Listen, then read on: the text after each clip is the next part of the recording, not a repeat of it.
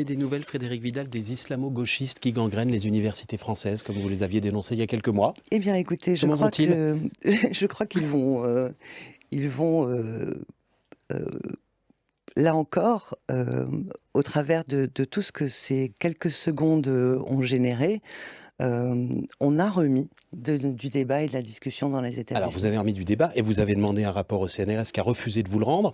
Il y a un rapport, finalement, qui sera rendu ou pas sur cette question? Est-ce que vous allez définir le phénomène, le chiffrer aujourd'hui en France? Écoutez, moi, ce qui est très important pour moi, c'est de rappeler que, on en parlait au début de l'émission, la liberté académique et l'intégrité scientifique, ce sont les 2 piliers de la recherche et les 2 piliers de l'université. Et donc, il y a finalement, beaucoup de débats qui ont eu lieu après ces quelques secondes d'intervention.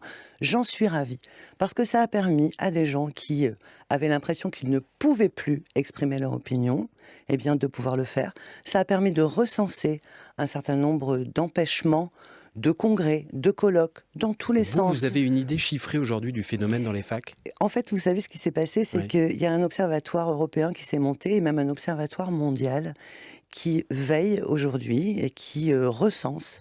Et la France n'est pas si bonne que ça dans Qui les recense les faits libertés d'islamo-gauchisme? académiques, qui recense tout événement empêché dans les universités.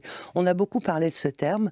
La question était plus générale. C'est est-ce que aujourd'hui dans l'université, comme dans les écoles, les enseignants-chercheurs peuvent étudier, rechercher sur tous les thèmes qu'ils souhaitent, sans être empêchés, sans être immédiatement ostracisés. Et je crois que ce débat a été salutaire, parce qu'aujourd'hui, à l'université, de nouveau, on a une liberté d'opinion, de nouveau, on a la capacité de Vous voulez parler dire de qu'il a tout et de suffi ne d'en pas parler comme être vous l'avez d'accord. fait il y a un an pour régler Et quasiment oui, la question? vous savez, Oui. souvent, il suffit d'en parler, et à partir du moment où on lève le tabou, eh bien, les gens, au sein des universités notamment, parce qu'ils se sentent de nouveau capables d'avoir une pluralité des recherches, eh bien, les choses se sont nettement améliorées de ce point de vue-là.